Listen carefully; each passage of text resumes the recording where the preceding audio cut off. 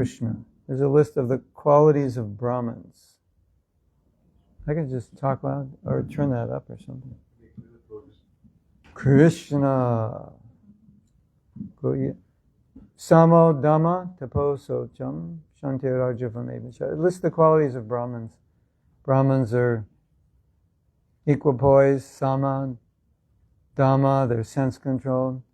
Tapa, they live a life of austerity. Socham, they're clean. Arjavam, honest. Religious, astikam, etc. And then you might say, I'm not a Brahmin, so I don't have to worry about, all of that. But as aspiring, we're meant to be more than a Brahmin. Higher than a Brahmin.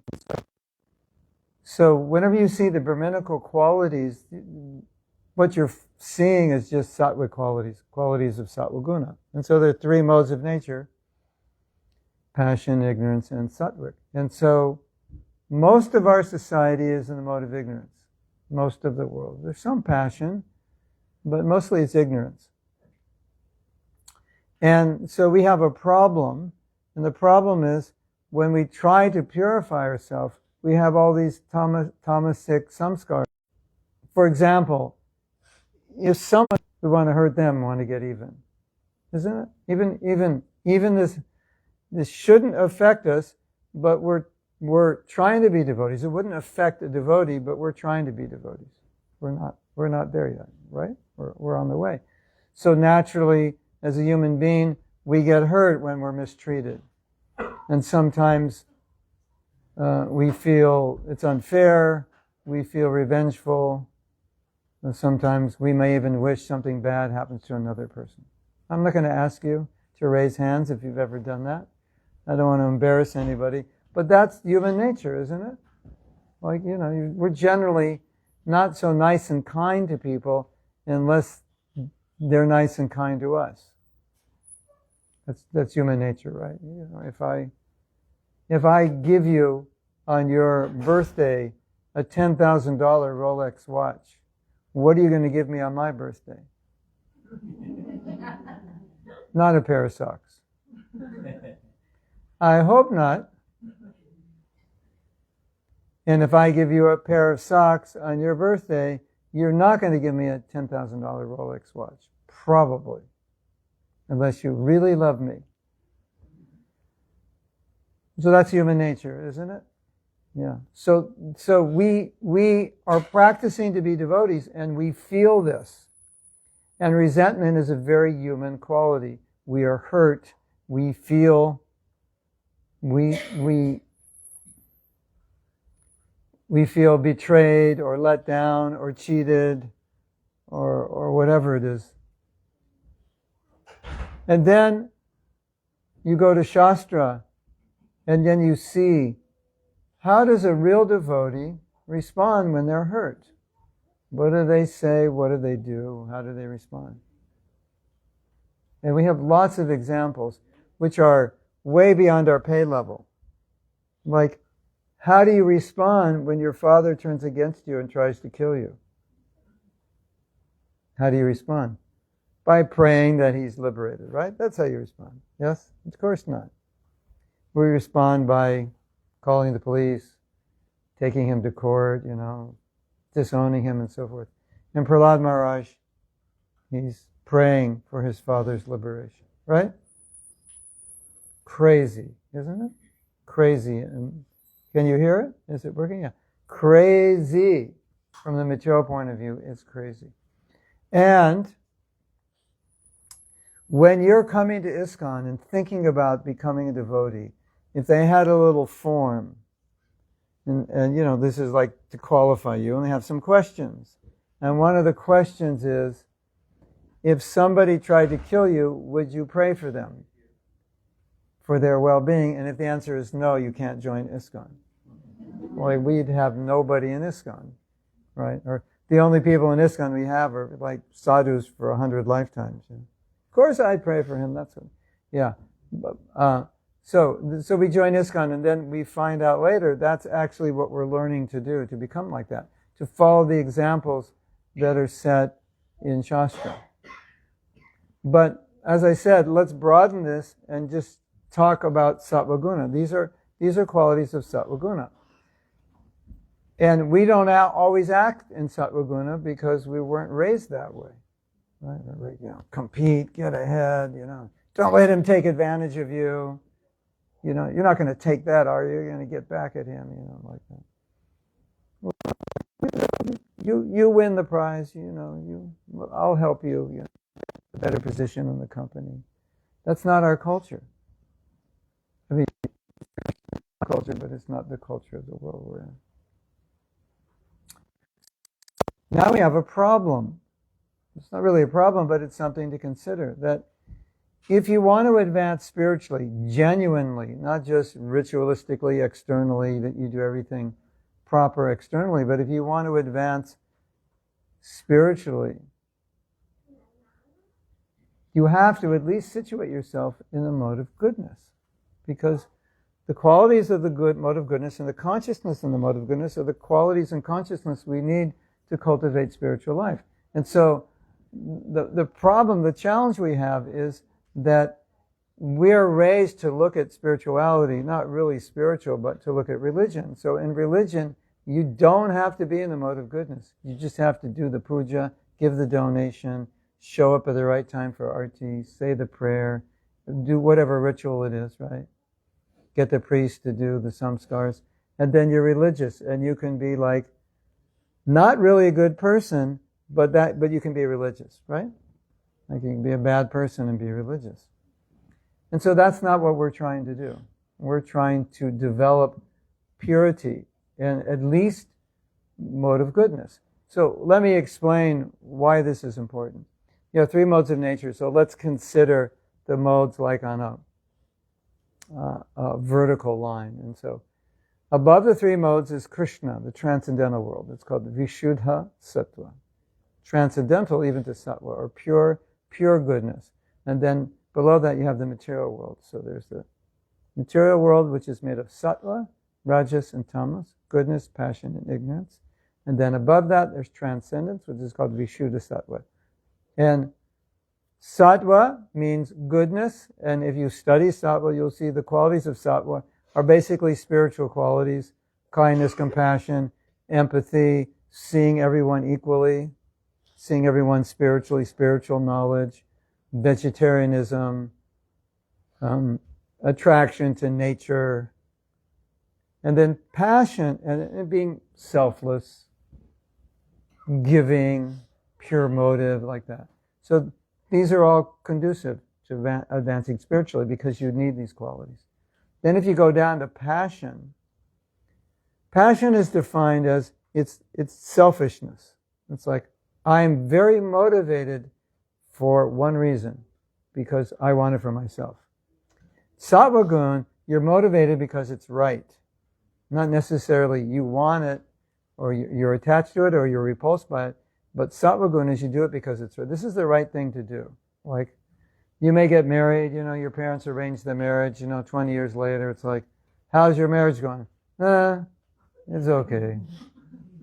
I wish I could have picked my wife. I wish I could have picked my husband. But if you're in sattva guna, it doesn't matter if it's good or bad. You do it because it's the right thing to do. Like Krishna's telling Arjuna, fight because it's the right thing to do. Not because you want to, not because you don't want to, just because it's dharma. So sattva gun, you do what's right. It's not about you. But in rajagun, it's all about, I do it because I want it. And so, you'll see people who are very determined, very inspired, and you'll think, wow, he's not even a devotee, and he's more determined than I am. But in rajagun, you're determined because you've got something there for you. That's what's motivating you. Why is he determined? I want to achieve this, I want to achieve that, become the wealthiest this, the best this, the best. But it's all about prestige and, wealth and so forth. Isn't it? So they're very motivated. So rajagun is all about, what do I want? What's in it for me? That's where the motive comes from. And then tamagun is all about ignorance, laziness, craziness, procrastination, And Prabhupada said modern society is basically in ignorance. Like, if you drive through New Jersey, in the parts, the industrial areas, or you drive through any big city, at least this is how I think. When I'm in India and driving through a, very congested area, I always think, I turn to the devotees and say, do you think if anyone was conceiving of a city, they would design it like this? And of course the answer is no way. They wouldn't design it like that. But they, everyone crowded together, and nobody would design it that way. They would make more space and more homes, less apartments like that. So, mode of ignorance is just, it's a not well thought out, it's like what's going on in the world, polluting the environment, people not being conscious, not being motivated for the right things like that. So, here's Krishna, here's Sattva, here's Rajas, and here's Tamas. So it's very easy to understand why we need to be in Sattva, because where is Sattva in relation to Krishna? It's right next to Krishna. Where's Tamas in relation to Krishna? It's as further away from Krishna as you can get. Like Tamagun would be pride, arrogance, all these qualities. These demoniac qualities you read in the Gita. Now, one of the most interesting things about this discussion is that you may remember that Bhishma Dev had a blessing, a benediction, that he could die at will. So when he was shot full of arrows, he decided he will die at a certain time when Krishna comes and he can see him. And Krishna thought, okay, this is good. And I want Yudhisthira to hear from Bhishma Dev, because Yudhisthira is now going to be ruling the world. So he arranged that Yudhisthira would come to see Bhishma when he was dying, and he would give him instruction. And you can read it in the Bhagavatam. It's quite interesting. Bhishma Dev lists the qualities, I think there are 9 qualities of a human being. Not a sadhu, a human being. So we're going to have a test today to see if you're a human being. Are you ready? Actually, I only know 2 of them. I can only remember 2 or 3.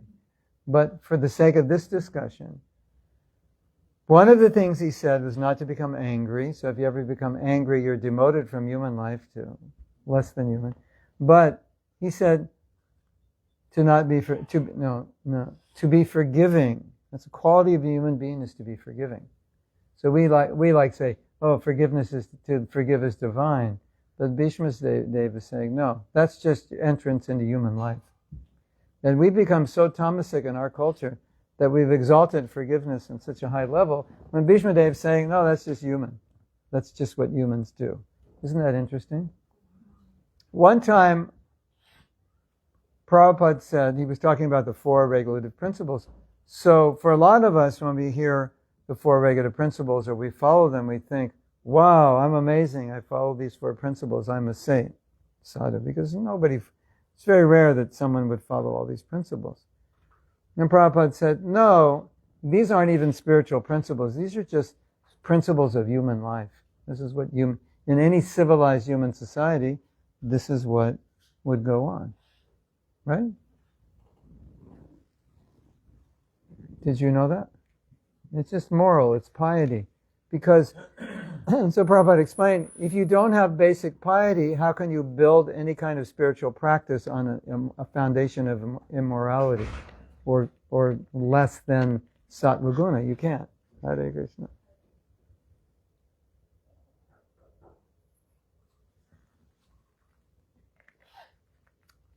So, I just wanted to contextualize this. When we say forgiveness and you go, well, that's a divine quality and etc. Yeah, you can say it's divine, but you can also say it's just brahminical. It's the mode of goodness. So Prabhupada said, any Brahmin, any sadhu, one of the main qualities is to be forgiving, compassion. That's just, that's like your bread and butter, so to speak, or your dal rice and chapati. Is that your equivalent of bread and butter? Bread and butter, basics. Dal rice chapati. That's your dal rice chapati. Dal rice roti. That's basic foundation. That's what it is. So I think what's extremely important for us is to recognize that in the practice of spiritual life, you have ritual, and then you have the development of your consciousness, and the ritual is meant to develop your consciousness. And if the consciousness doesn't develop properly, then the ritual is not effective. And is not what we're not trying to perfect ritual. Even like people just try to perfect pronunciation or chant at a certain time. And they're really not happy, and they're more focused on the process, and they think that's success. So that's not the success. We're trying to develop our character, develop the qualities of devotees. So forgiveness is many qualities, which, but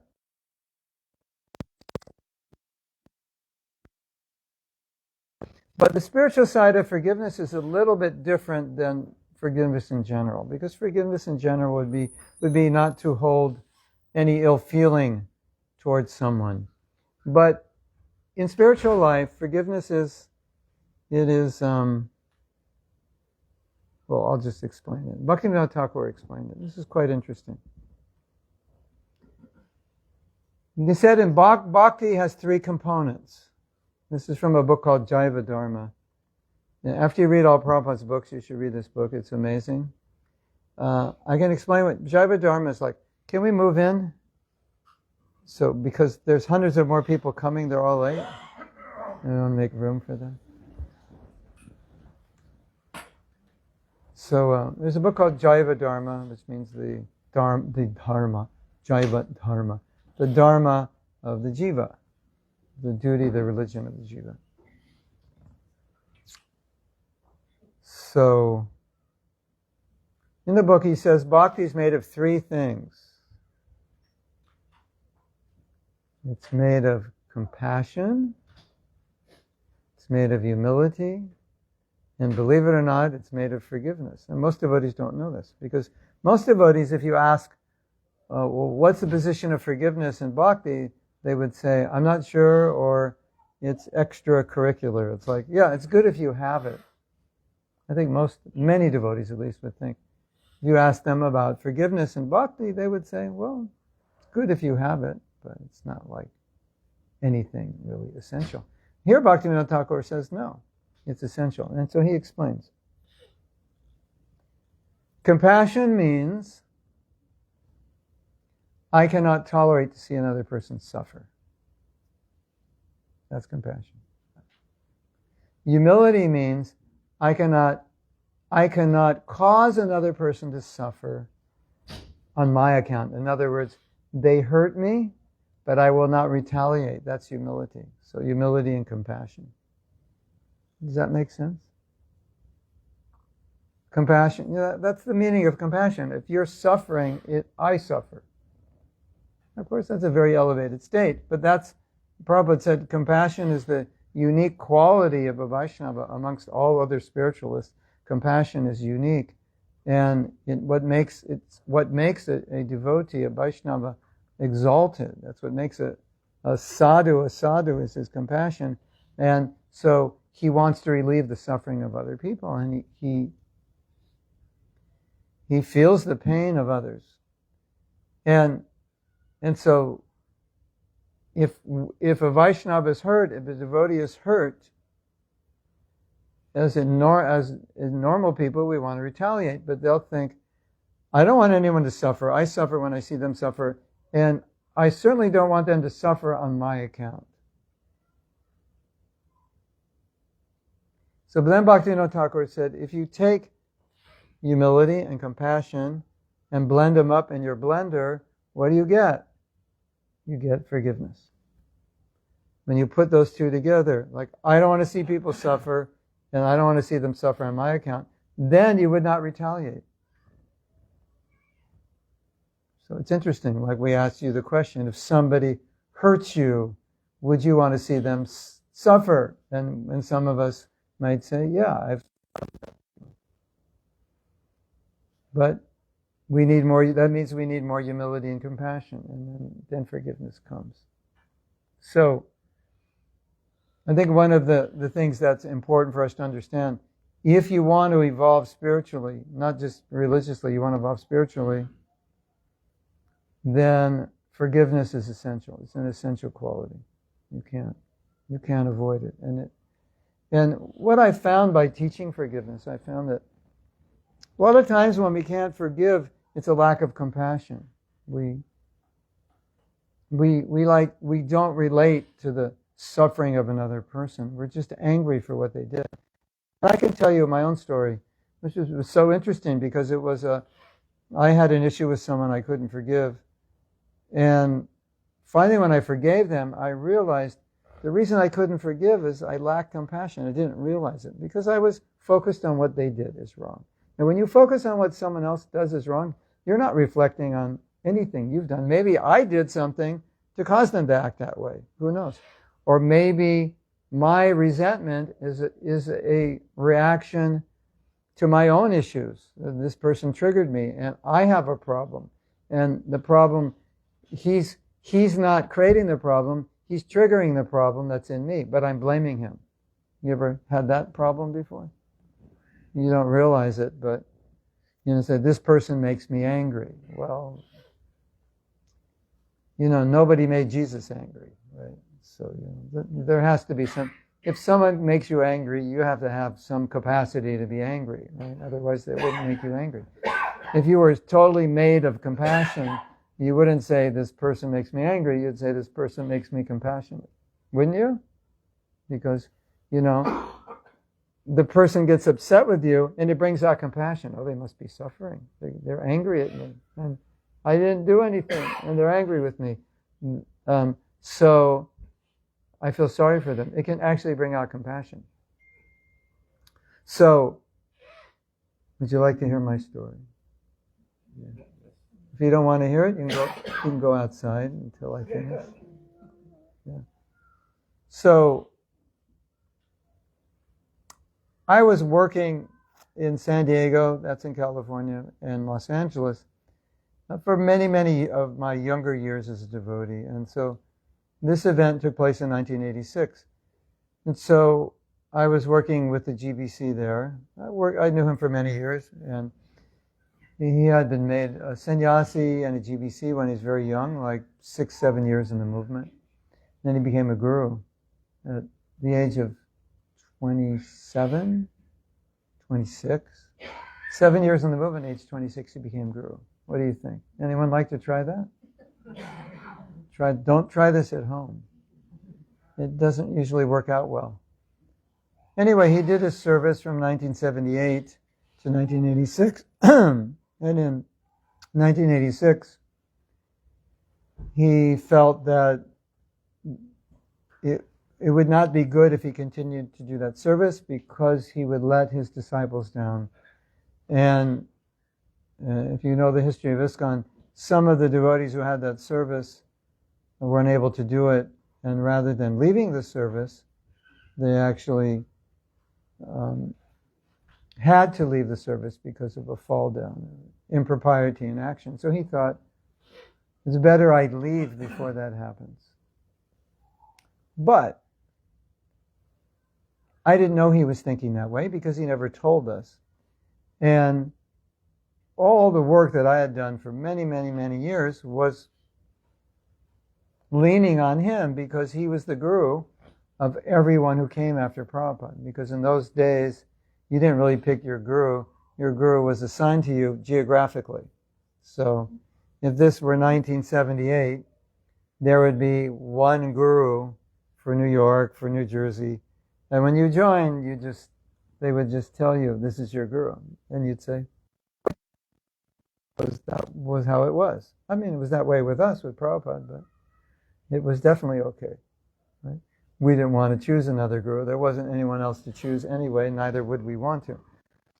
So, everyone is his disciple, and he's the GBC. And so everything is really resting on him. And then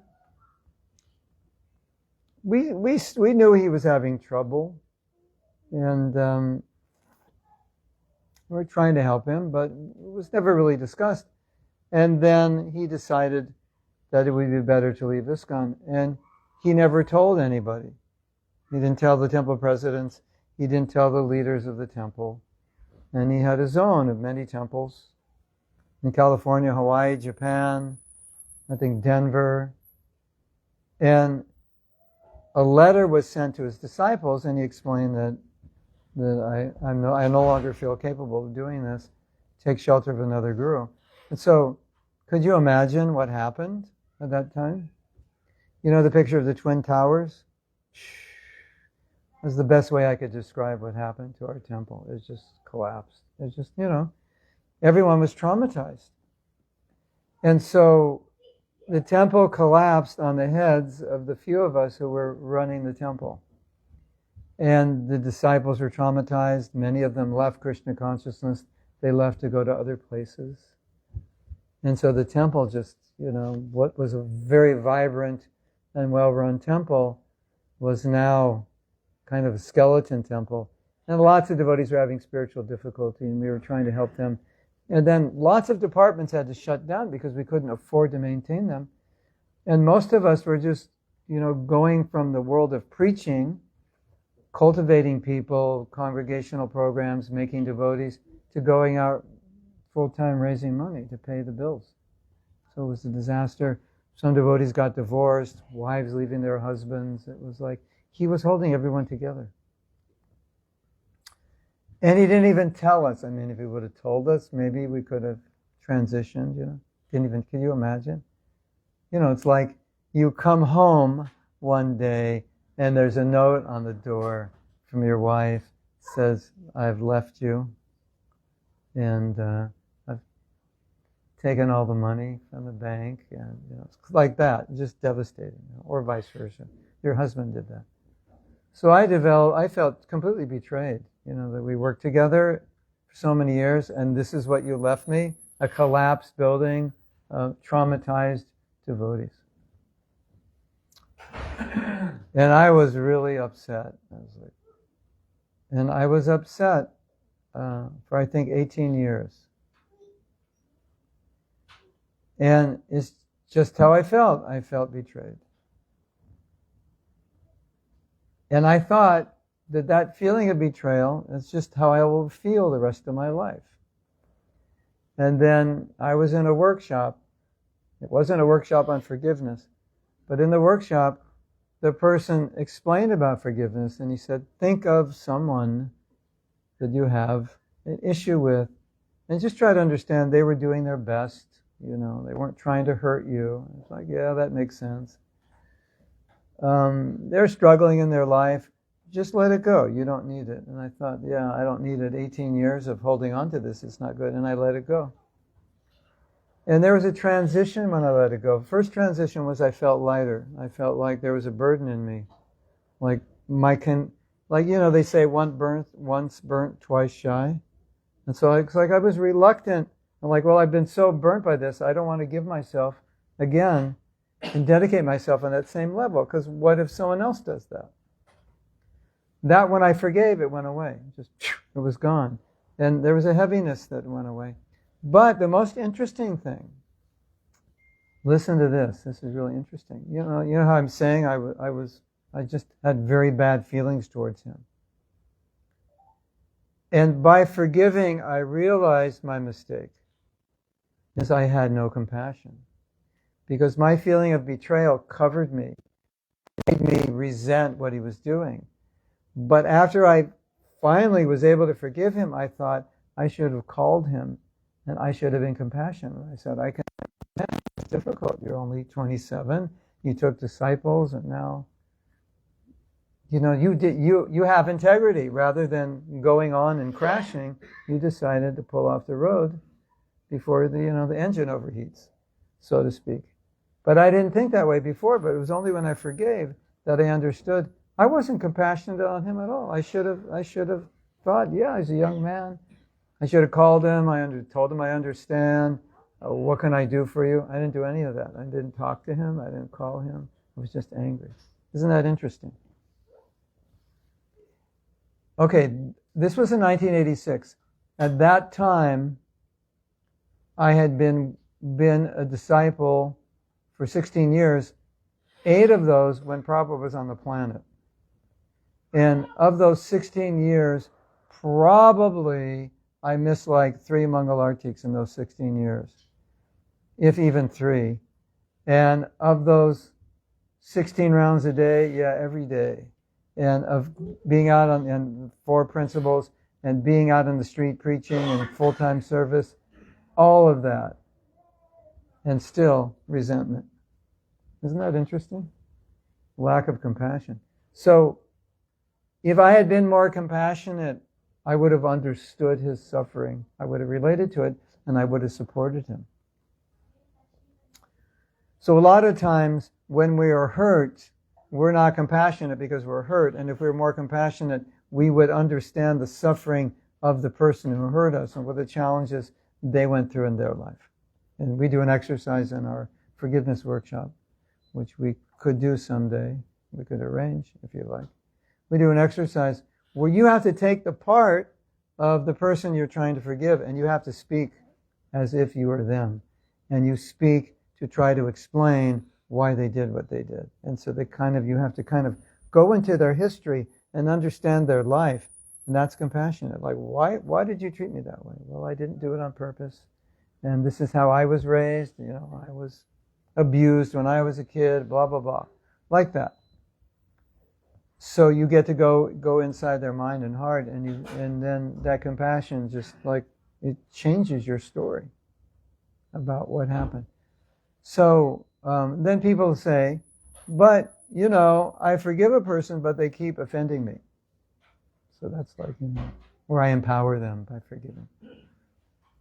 And my experience with that is every time they offend you, just understand that they're suffering. See it as suffering. Don't see it as they're trying to hurt you. And, you can create boundaries with them. You can forgive them and create boundaries. It doesn't mean you're condoning what they did. But if you really see people in their suffering and their weakness, one writer said that people who offend you are not monsters. They're just weak humans struggling. And when you see them as weak humans struggling, that's compassion. Compassion neutralizes anger, doesn't it? Like if you were to analyze anger and think, well, what is the polar opposite to anger? Turn it around. Something like compassion, because that would neutralize. Or Narada Muni said, forgiveness neutralizes anger, and compassion is part of forgiveness. So those are some thoughts to think about. I mean, I could talk for another 8 hours and put you through all kinds of exercises, but I think it's so fundamentally important to understand that as we're progressing in bhakti, the manifestation of qualities like humility, compassion, forgiveness, integrity, and so forth manifest, and if they're not manifesting, something's wrong. Maybe we're not understanding, maybe we're not chanting well. It could be many things, but it's important. Like we're taking your pulse. How do I know you're healthy? Well, let's evaluate, like you go to the doctor. We check your lungs, we check your heart, we check whatever, isn't it? Let's check your compassion. So I have a little meter, you come to Mahatma, check your spiritual life, you go, how's your compassion doing? How's your forgiveness doing? Oh, it's in the red, really. Okay, we have to treat that forgiveness. Okay, let's how's your this doing, right? How's your honesty doing? How's your kindness doing? How are you treating your wife? How are you treating your husband? How are you treating your kids? How are you doing at work? How are you in the humility department? False ego. Oh, false ego. It's blinking. It's hitting red. We have to treat that also. Otherwise, we think, well, I do the processes. I do the rituals. I do everything officially well. So everything's good. It's good, but it's not the complete process. So I think that's the lesson we learn from forgiveness. I was listening to a talk by a Buddhist teacher of meditation, and she said something. I just find it interesting because I teach japa, to learn from other people who do meditation. And she said something interesting. She said, the consciousness that I am in when I'm meditating, I try to take that consciousness the whole day, just like wherever I go. I try to to be in that consciousness. And I was I was giving a lecture. Where was I? I think it must have been in Columbus. Yeah, I was saying, or somewhere, I can't remember. I go to too many places. It all merges. I think it must have been Columbus. So I was saying, do you ever have this? Like you finish your rounds, and you put your bead bag on the shelf, and it's like, my rounds are done. And that's like, and that whole consciousness and everything, it just goes on the shelf, and you go, okay, now it's time, roll up my sleeves. And so, this lady was saying, the consciousness that I'm in, that I'm developing while I'm chanting, I try to bring that into my life and be like in japa consciousness, or just Krishna consciousness. But for this example, be in, what is that mood that I'm creating when I chant? What am I feeling? What's going on? And bring that into my life. Because if we put it on the shelf and we think, okay, we compartmentalize that. Oh, that's just when I chant, I feel this way. But when I go in the world, I have to be like a tiger. And then we missed it. We missed the point. It's not like that. And then we'll always be lacking. Does that make sense? So, in the interest of time, although it's Friday night, so we have all the time in the world, right? But I think that's a good starting point. If you'd like to ask some questions. Yes? Thank you so much for a wonderful class. You're welcome. Typically what I think is, when people are back to us, when basically they are back to us because of our bad karma, right? They're delivering that karma. That could be, yeah. And so and I have two questions though. This is my first question. So the thing is, how do we, and you kind of partly answered, or you answered it in a way that, how do we, I guess, if someone keeps on doing that all the time, right? So how do you, and we forgive because that's our principle, if we don't forgive them, how we forgive them? Okay. But then what happens when we feel like somebody's taking advantage of us? Yeah, like okay. they keep on doing it. Yeah. And even if we think, oh yeah, they're suffering, but Yeah. still, like, how Right. do we put it? And you're suffering with them, yeah. I think my analysis of it is that if you separate what's going on in your heart, how you feel about this situation, and try to make that sattvic by forgiving, and take care of that, and then secondarily take care of the other side. Okay, now external right things spiritually by forgiving, because if you don't forgive, you're being polluted by that, and you've dealt according to your capacity to deal with this. You've had to create some boundary, whatever. It could be far, it could be. And the reason this is important is because a lot of times people don't want to forgive. I mean, they want to forgive, but they don't because they're afraid of the consequence of forgiving, that it would empower that person. And so you can be very, very clear with the person that I've forgiven you, but I have to create boundaries. I mean, it's obvious. If you have a business partner and they cheated you, like, I like you and all that, but I can't do business with you. Someone robbed your house, tried to murder you, like, all right, I can forgive you, but I'm not inviting you over for dinner. Unless you're Ambarish Maharaj, you can do that. Because Durvasa tried to kill him and he invited him over for breakfast. So I wouldn't recommend trying that if you're not on that level, and it could be dangerous also. So, as devotees, well, maybe you know the story. It's a beautiful story. I think it was Gopal Champu who became envious of Srivas Thakur, and he came down with leprosy. And then one day Mahaprabhu was walking by him, and he said, "Mahaprabhu, please save me." Mahaprabhu said no. And he was like, he couldn't believe it. He said, "Gopal, you have offended my devotee, and the only way you can become free from offense is if you ask forgiveness." And he said, "You've allowed your heart to become contaminated with envy." And he said, "Your heart is the most sacred place." As if for us, the whole thing is Chaitanya Dharpana Marjana. We're trying to cleanse the heart. And so what you allow in your heart and what you don't allow in your heart, it's like if you're on a diet, what you eat, what you don't eat. You're very careful, isn't it? You don't want to contaminate your body.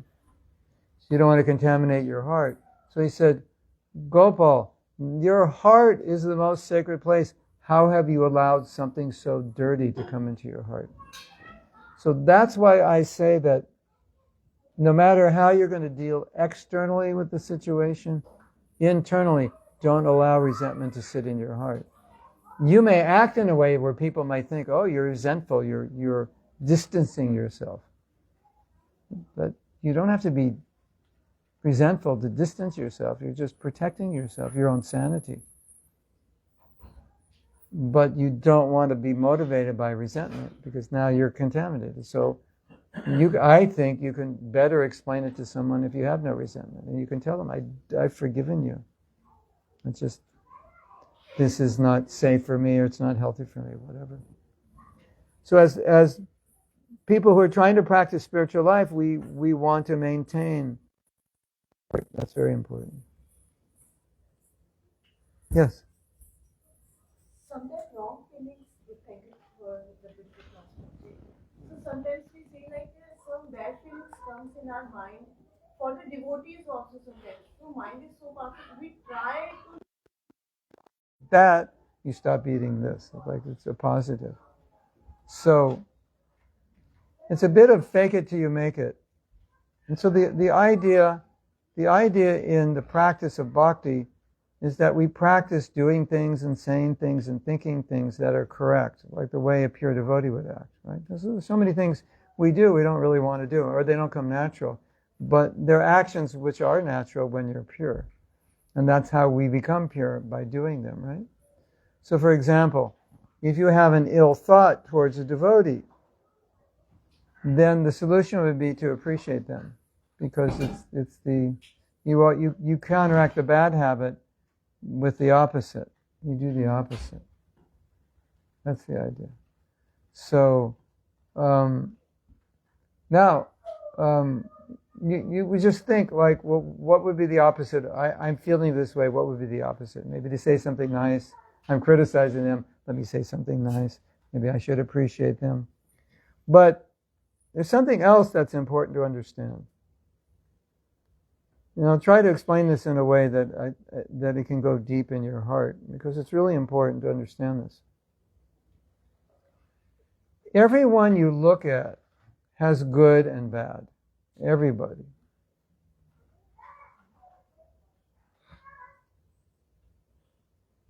And we can choose the good or the bad to look at, right?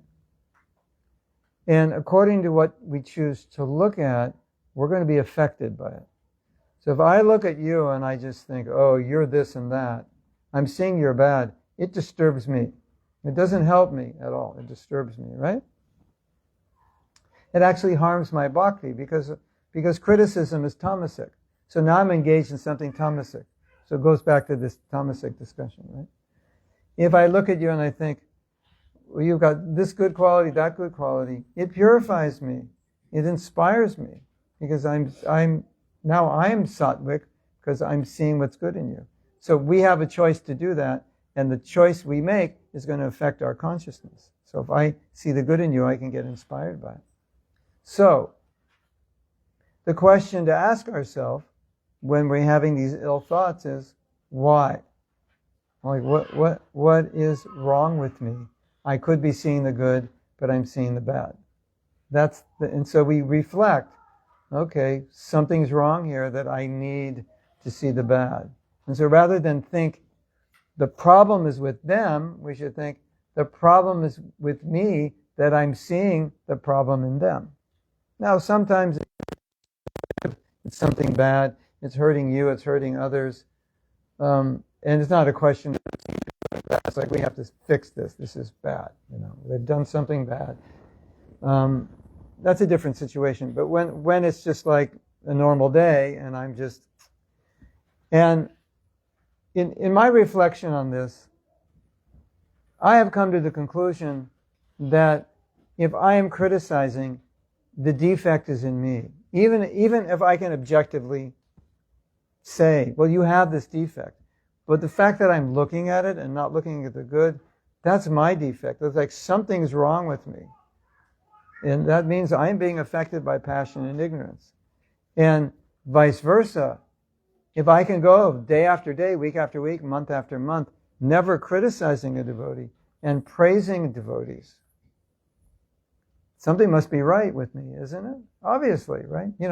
Jayananda, can you imagine what consciousness a person has who never criticizes?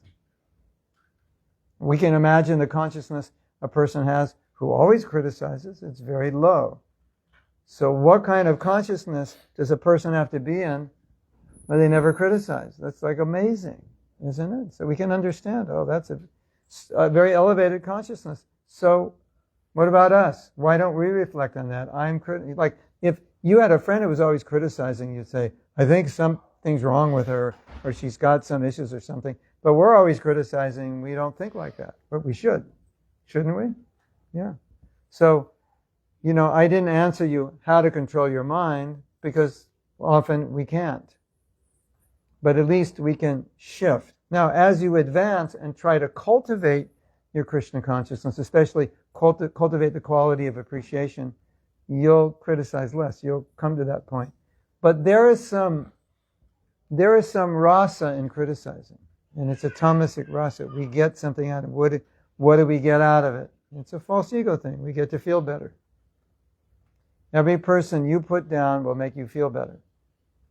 Isn't it? Yeah. And it's often said, we put people down to feel better about ourselves. So now look at this. I think of this often, and I think we should all think like this. Don't you think there's something sick about me having to put someone down to make myself feel good? Isn't it? That's sick. I don't want to call anyone sick who's done that before, because we've all done it, but I'm just saying we can reflect on that. Isn't there something like my happiness can only come at the expense of making you unhappy, or making fun of you, or pointing out a fault, or putting you down. Something is wrong with me. Hello, everyone, obviously. And how many times have we done that and not even thought there's anything wrong with me, and only thought there's something wrong with the other person? If we've done it once, that's once too many. And we've done it hundreds, maybe thousands of times. Isn't it? So if you're trying to advance spiritually, you have to reflect on these things. You can't just do it and not think about it and be unconscious. It's not, the point is, it's not the sign that one's progressing spiritually. The sign that one's progressing spiritually is that they're positive about everything. The devotee said, if someone said something bad about someone, Jayananda would just say, what's good about him? No, he's not so bad. He has this good quality, that quality. That was his nature. That's the nature of exalted people. They see the good. You ever hear this statement, the bees don't bother trying to explain to the flies that stool is not, like the flowers are sweet and the stool is not where you want to go. Because that's where they get their nectar. We're getting our nectar from stool. It's very tamasic. Is that okay?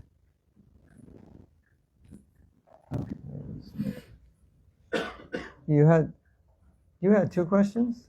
Do we answer them both? No, can I ask the second one? Okay. And then... Okay. So, sorry, the second one is more of a curiosity. You mentioned about how everything kind of collapsed in 87, and then it took you like 18 years to really forgive and come back. What was that turning point? Or what happened that you actually turned around? That it basically, the realization was, this is stupid to hold on to it. It's just hurting me. It's actually absolutely no benefit, and it's just hurting me. And it's just a weight and a burden, and it's like a little light bulb on in the car in the glove box, just slowly draining the battery. That happened to me once. My battery kept draining, and I couldn't figure out why. The glove box was not closing properly, so that little light was always on. It was draining. So it was like this resentment is draining you all the time. It was, to be able to forgive is a change of heart. It's not an intellectual thing. It may be intellectual, but it has to go into the heart, and the heart just has to just let it and say, okay, let's just stop this. And I think for us as devotees, it should be quite obvious and quick. Like, I'm trying to be a devotee, and holding on to resentment is everything opposite of what it means to be a devotee. And I was at a stage in my Krishna consciousness at that point. When he left, I was 36. And, you know, you hear about when you're 50, you have midlife crisis. And it's kind of like, I think, we reflect, when we're a little older, we reflect more on who we are as a person and what we do and like that. And in those early years, we were all focused on producing. You know, all our evaluation of our self-worth was based on how many of this did we do and how much of that did we do and how many people came and how many programs and how many books and how much money and how many temples. And so we evaluated our spiritual advancement based on that. And because of that, we didn't look at these other things. So I'm holding on to this resentment. It's toxic. It's harming me, and I'm not even aware of it because I'm focused on the real goal is to produce. And if I produce, I'm successful. So I think it was part of growing older and just being more self-reflective and realizing this is not aligned at all with Krishna consciousness, and I'm just harming myself. And so when this facilitator said, you know, the person wasn't trying to hurt you, I said, that's true. And I've found with devotees, because I've taught forgiveness to non-devotees, I found with devotees' hearts are pretty soft by the process of bhakti. So it doesn't take that much for them to just say, okay, I'll just let it go. I don't need to punish him. Because it's not really aligned with the consciousness we're trying to develop as a devotee. Right? Good. Yeah, I joined in 97 and the dust hadn't settled then and nobody talked about this. So eventually Yeah. Thank you.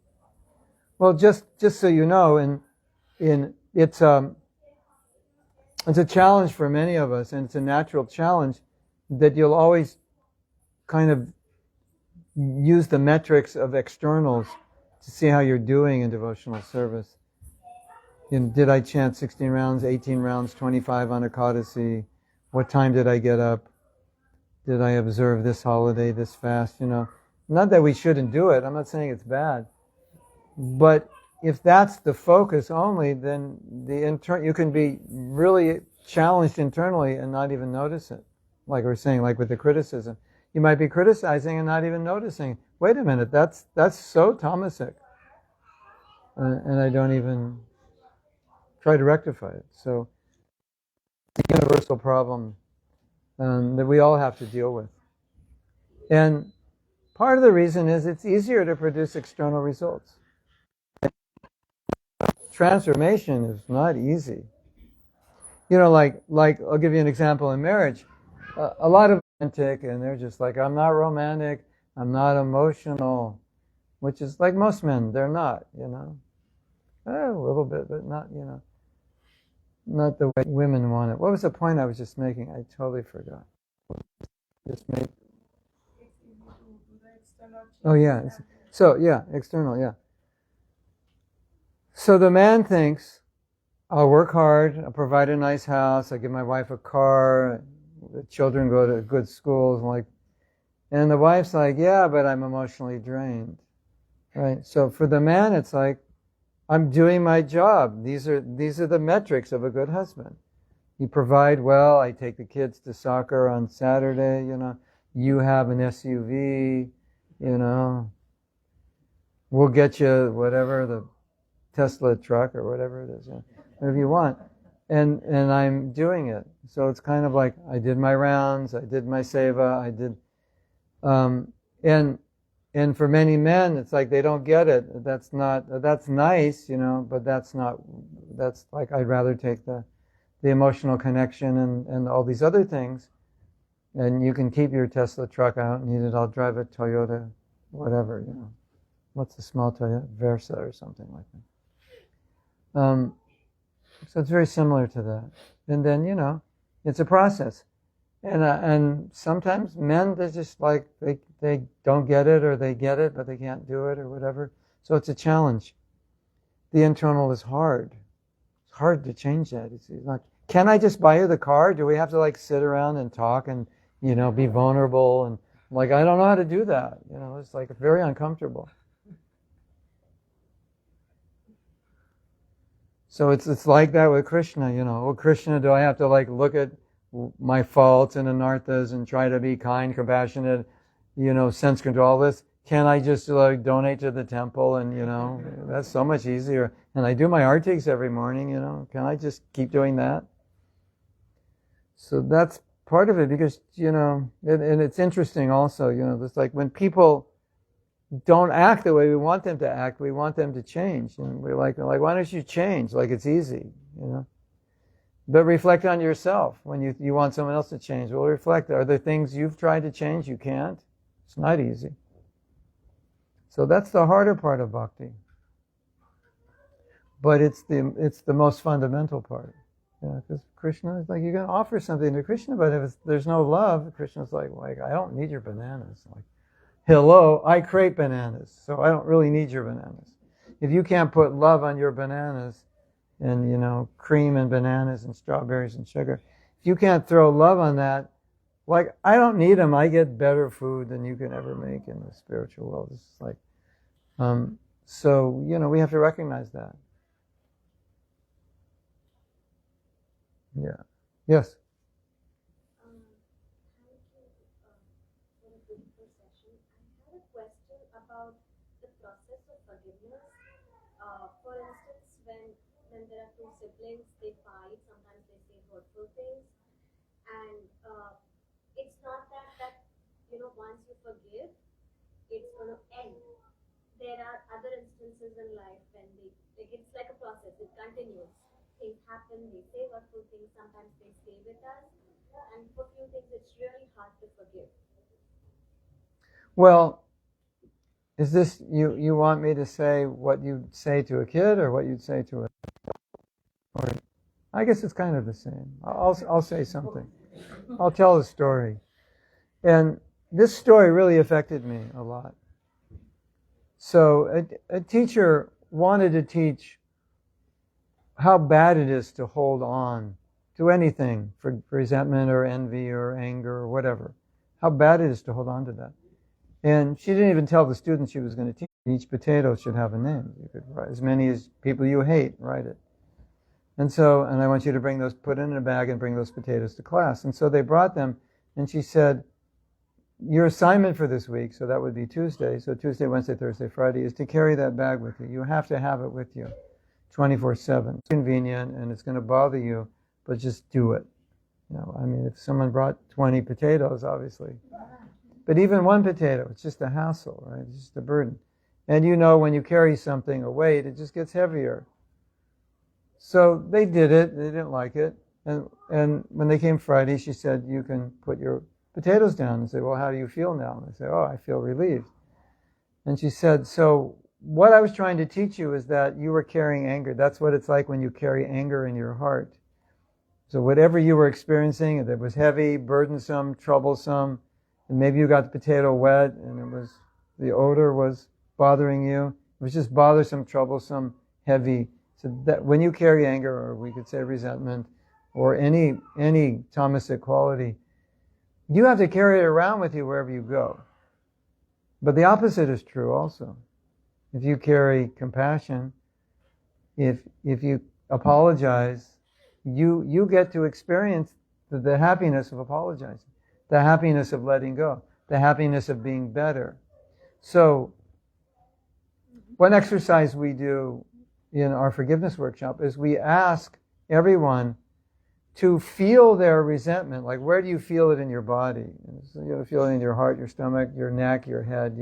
Different people feel it in your shoulders. And it's like, where do you feel it? And so they would all close their eyes and kind of feel it.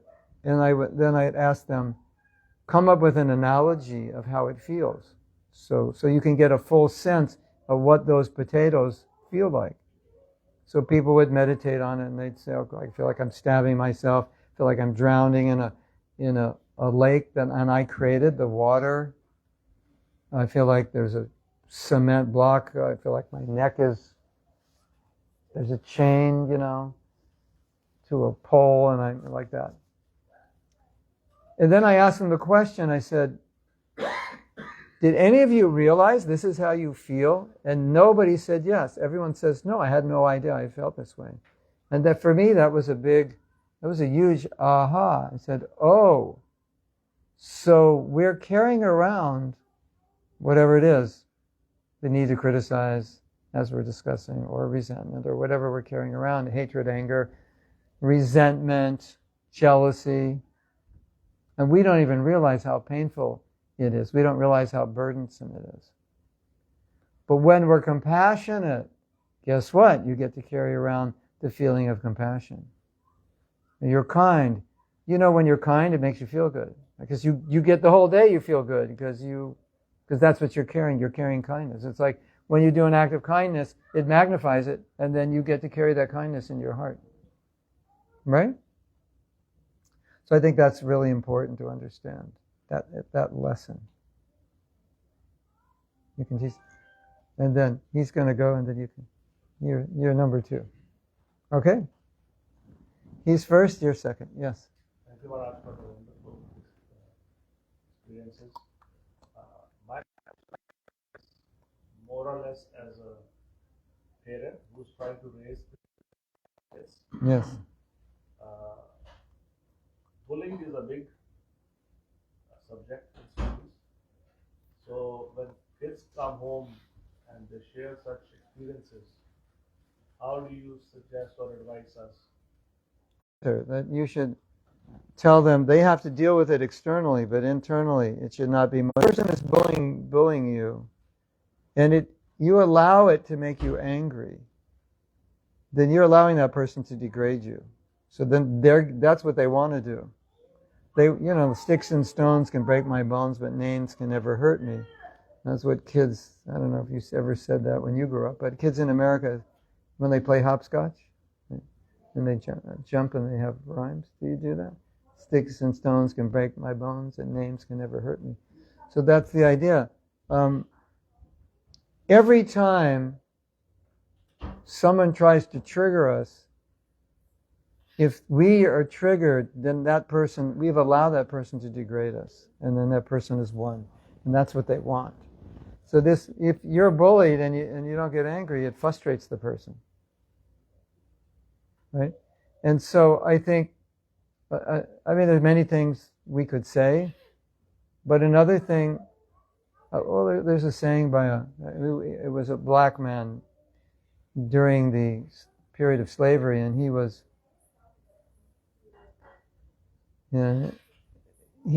went into politics, and all his friends said, how can you be in politics? These are all white people. These are the ones who enslaved you. And he said, I'll never allow any man to degrade my soul by causing me to become angry. So this kid is bullying you. He don't allow him to degrade you.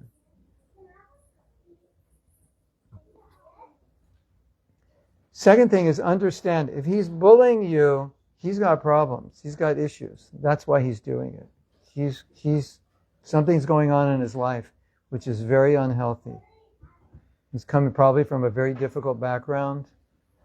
He's got problems with his own self-esteem and he needs to bully other people. So if you can understand that, maybe you could be a little just understand. He's really hurting. If he's hurting you, it's because he's hurting. And that's a fact, right? Hurt people. I don't know if your kids can understand that level, but if they can understand that level, their life will be much easier. In fact, I have some good news for you. I have a course on forgiveness. I have a course on self-care. I have a course on japa. I have a course on, so many courses on vows. And I've taught these courses for years. And I always think, I wish I learned this when I was 3. Or maybe 7's more realistic. I wish I learned to forgive. I wish I learned self-care. I wish I learned how to, these things. And so we are in the process of training teachers now to teach my courses, because I can't teach them and all the time. And I'm asking some of these teachers to teach them for children. I want to create massive, all my courses I want to teach for children. Because if we would have learned this when we were young, maybe we did and we didn't pay attention, but I don't think we learned it to this degree. If we would have learned these things, our lives would have been so much better and so much easier. So I think that children should learn all these things. They'll say, nobody acts this way. They say, you don't try to be like everyone else. You want to live within the integrity of what's true to you. And the biggest problem kids have is peer pressure. And if you can overcome peer pressure, then it's much easier for them to do this. Because if you want to be the, if your friends are pressuring you to do something that's wrong, maybe you need different friends. Maybe you have the wrong friends like that. Or maybe you need to tell them this is bad. Something. For now. Maybe someone else wants to. I'm not like an expert in parenting.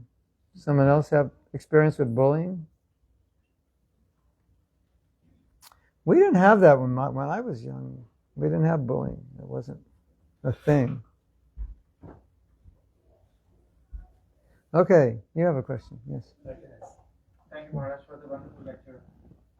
Related to Prabhuji's question, this is a situation where I spend 50 hours in a week at my workplace. I am constantly under the struggle of someone troubling my team. So at that moment, I become a parent or a protector, where I feel my dharma is to get back to that person, so that in future my team is not troubled. Yeah. So that is a situation where I fall prey. I know I should not get back to that person. Yes, I should not. When you say get back, you mean get back in an angry way or disturbed way? Yes, because that's a trigger in me. And Yeah. Of course, with the corporate world, we are trained to be, polished enough not to, let the anger out. Yeah. But that's a trigger in my mind. It starts with anger. Yeah. And then it channelizes into how can I give feedback, because this should not happen in future. Someone should not trouble my team. So what is your concern that's causing the anger?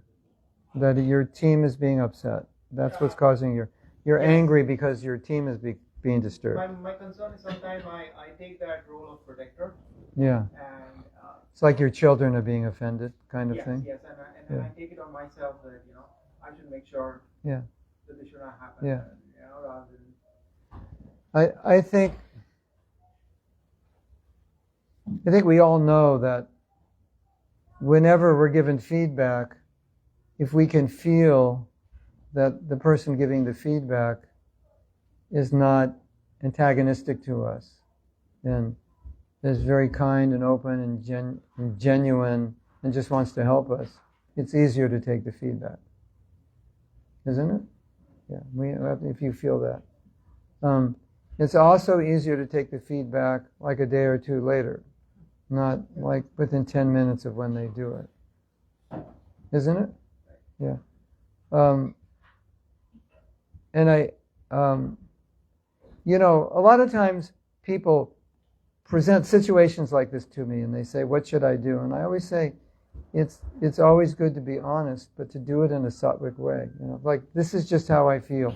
This is, like what you just expressed to me, when your anger subsides and you can, just be equal with the person. Just say, this is my struggle, and I'm trying to protect my team, and they're getting disturbed, and can we talk about this? Because I want to resolve this. It's not working, and it's, something like that, And if they don't want to talk about it, then you know what you're dealing with. And say, I'm just trying to be honest. I'm not trying to find fault. I just want to resolve this situation. So I want to talk about it. And what can we do to resolve this? And honest people can deal with it. And if they're not honest and can't deal with it, why would even want to? Then you have to use more diplomatic tactics, like well, if this continues, then we're going to have to report you, because that's when all else fails. That's the only thing that works, isn't it? But I've found in most of those cases when I've told devotees just be straightforward and honest in a nice way. Well, these are devotees, so people normally appreciate it. And if someone doesn't, it's probably they have some issue that's creating, and they're just going to create problems. And I think some people were created to create problems.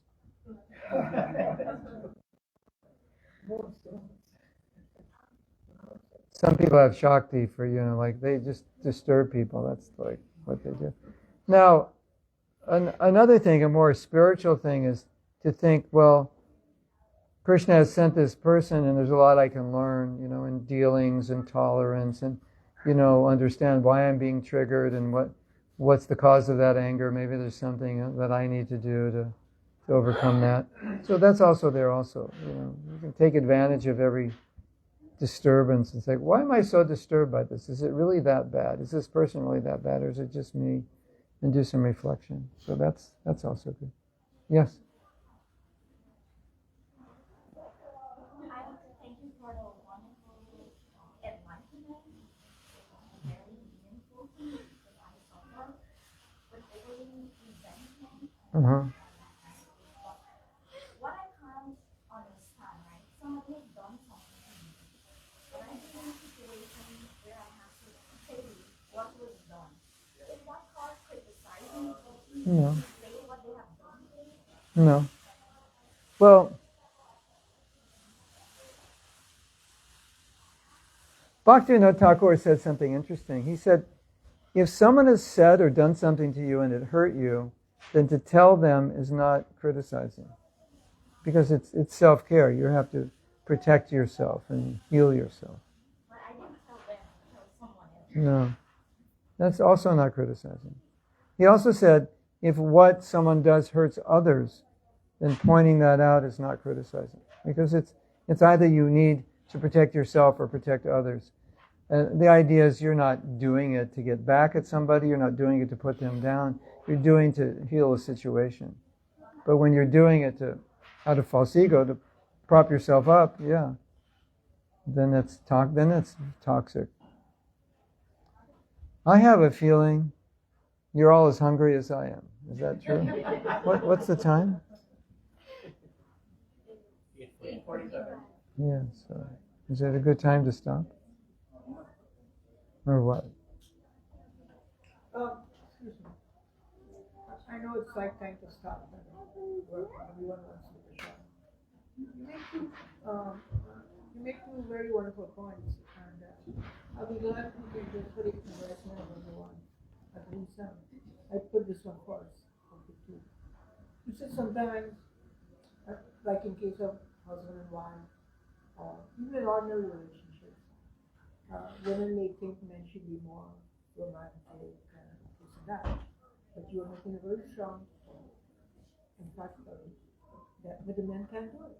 They're not like that. Okay, they can't do it as. Emphasize that so it can be clear amongst the women. I'll have to clarify it They're then. expecting so much. All right. It creates so much difficulty. All right. Are women created this way, and are women created that way? Yeah, to some degree, yeah. That way. Yeah. But, Can we okay. accept it? I would say this. It's true, and some men have a harder time than others, but at least if you try, your wife will appreciate it. Even if you can't do it, and you try, Never meet the mark, you know. you'll miss the mark, but if you try, she'll appreciate it. At least that's my experience. I try. I'm not really as good at it as maybe my wife would like me to be, but I try, and she appreciates that I'm trying. I'm better at it than I was when I first got married. I think. They can see some progress. Yeah, at least you're trying. Even if, like, I know it's hard for you. Your wife says, so, why don't you express your feelings? And you say, what are feelings? And she looks at you like you're crazy.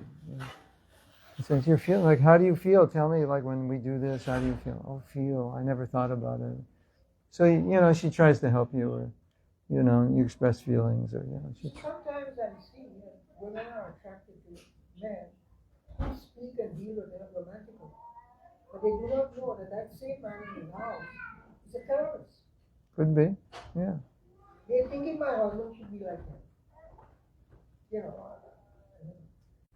Yeah. So, But the main thing is, if you're a good husband, you want to make your wife happy. She's a good wife; she wants to make you happy. So you try to do what you can. And I think also it's like if you want to get married, then it's like you should know that this is part of and they like it. But you can't do, if you're getting married, you can't do that with a woman. She doesn't like that, right? Sometimes I'm with my friends and we'll be sarcastic. My wife said, "How could you say that to them? That's so rude." I go, "It's not. We're men. We don't see it like that." So, but if you're a man, you're going to get married. It's like, hello, you're not single anymore, and you have to adapt because you're living in a house with women and kids, and it requires something different. So. This one, we were in Houston, Texas. Yeah. In 2013. Oh yeah, We yeah. sing that. Govinda Mari Puri.